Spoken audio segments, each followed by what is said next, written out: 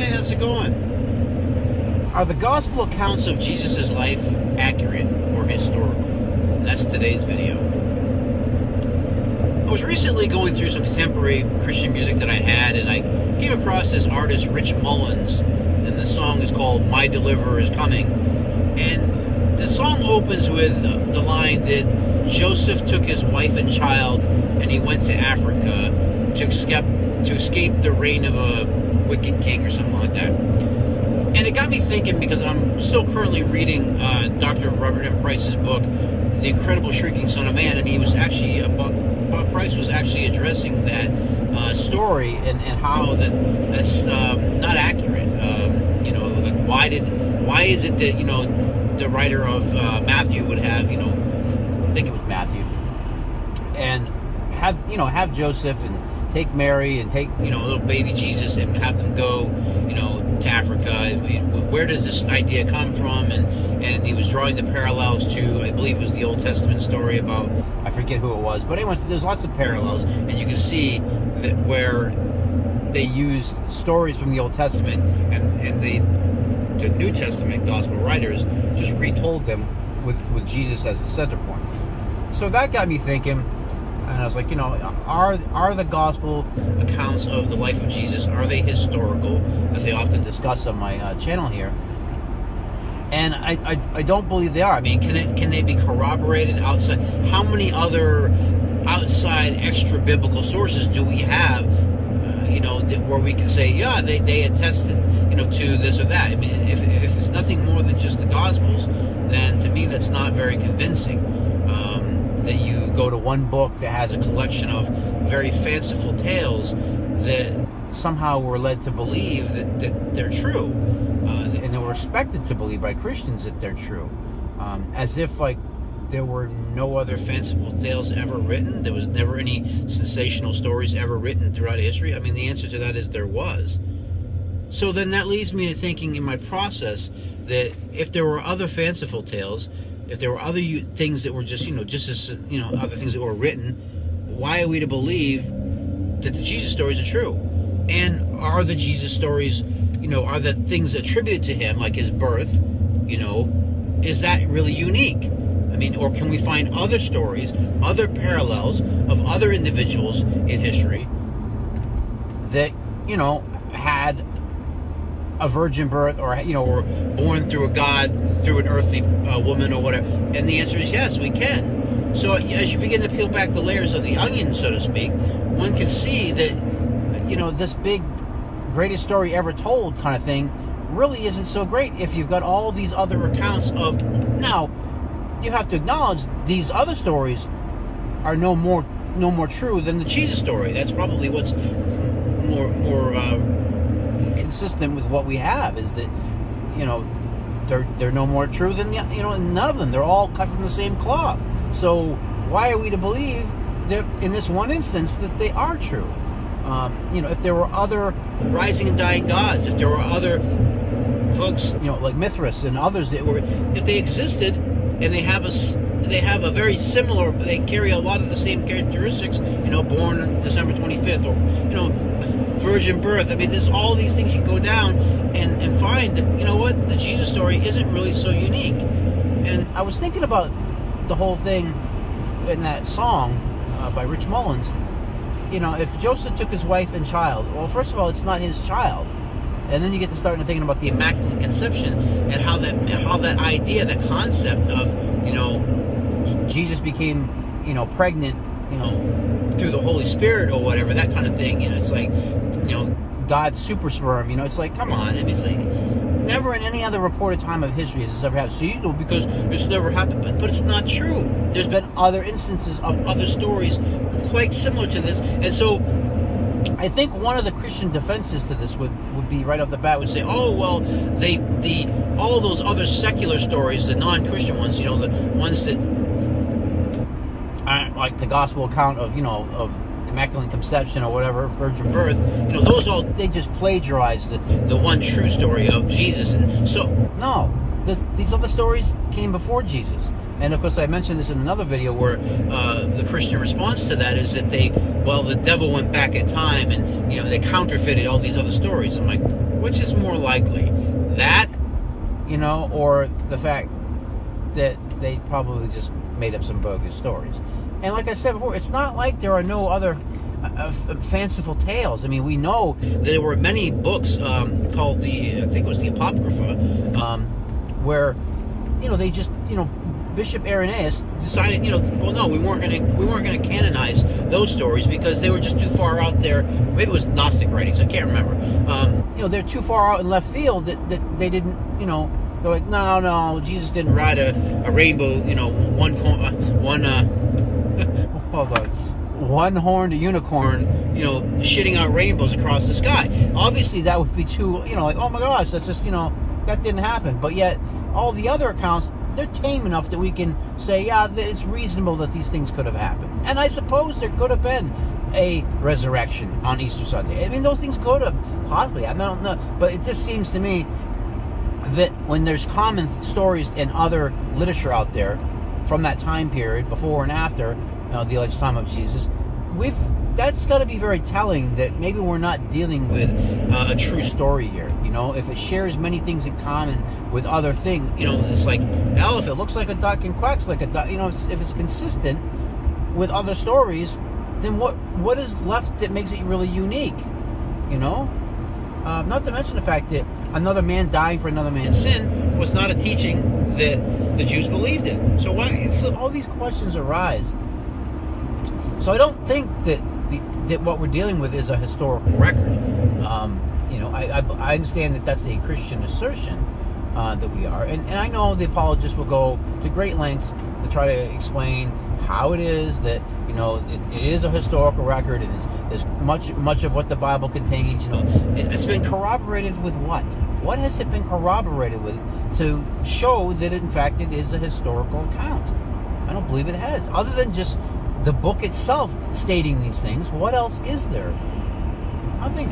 And you try to use Josephus, and even with Josephus, we know that I'm going to make the assertion here, but this is the generally held consensus among skeptics, is that there was interpolations. There was things that were put into Josephus' mouth that were not things that he actually said, because the writing, the voice, the active voice that's being used in his writing changes from when they read the rest of his other,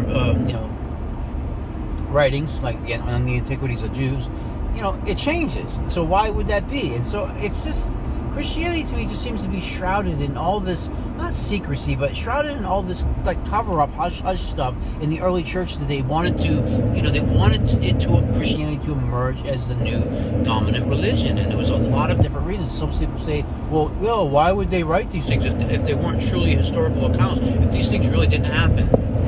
Why would anybody write anything?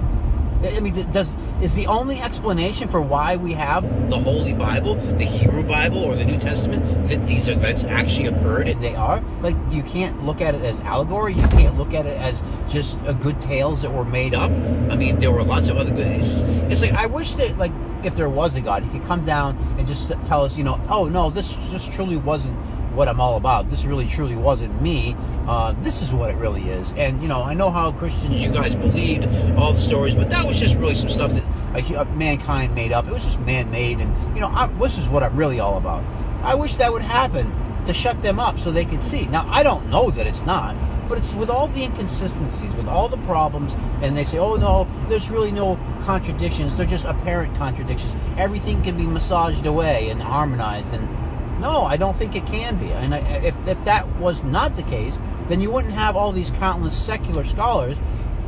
You wouldn't have these historians like Dr. Richard Carrier and Dr. Bob Price. You wouldn't have, and others, you wouldn't have these people being able to formulate a sound, rational argument against it. It wouldn't hold up. Now Christians would say, well, the devil can convince you of many things, and these people are just deceived, and you've allowed yourself to be deceived, and the devil is great at deception and lies. He's the father of lies, and all. I've heard all this shit all my life, and I don't believe it anymore. I don't think that is what it is. That's not what's happening here.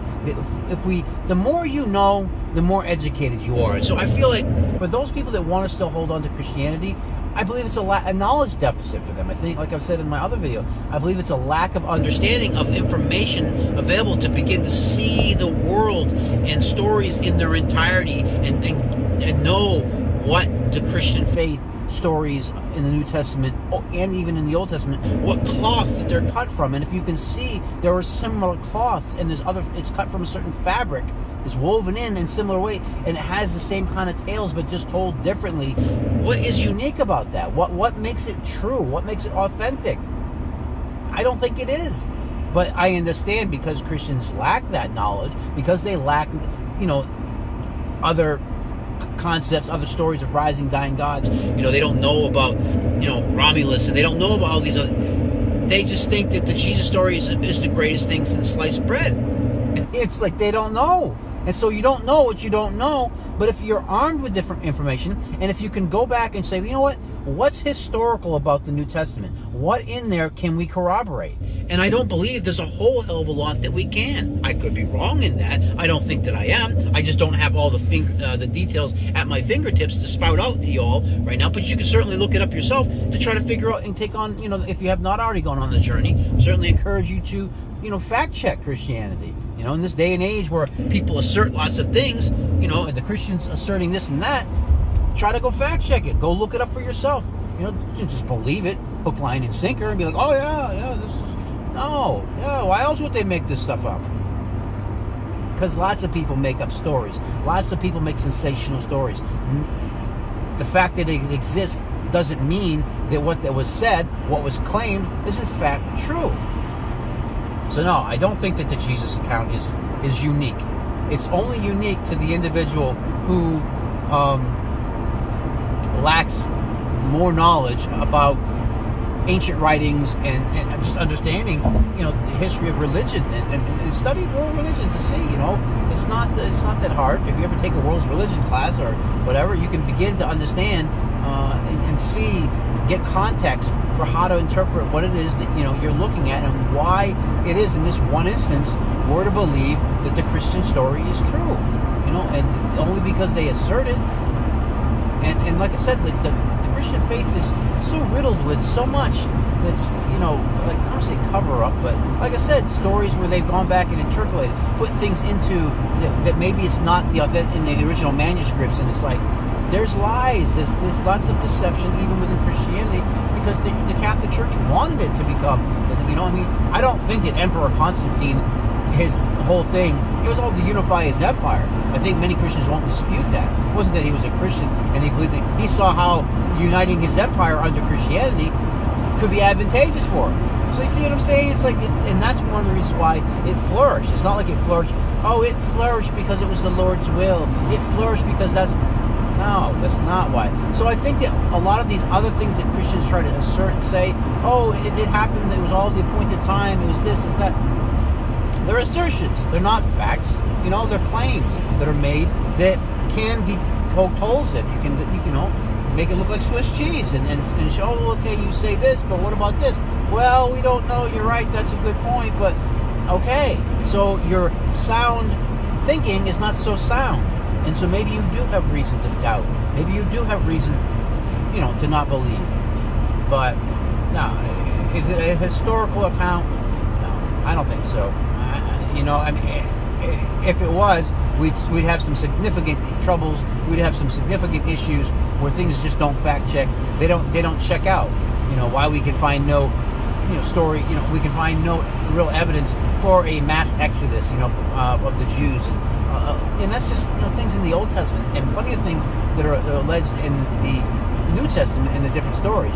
Now I'll give the writers of the Gospels, and then I'll go ahead and conclude this.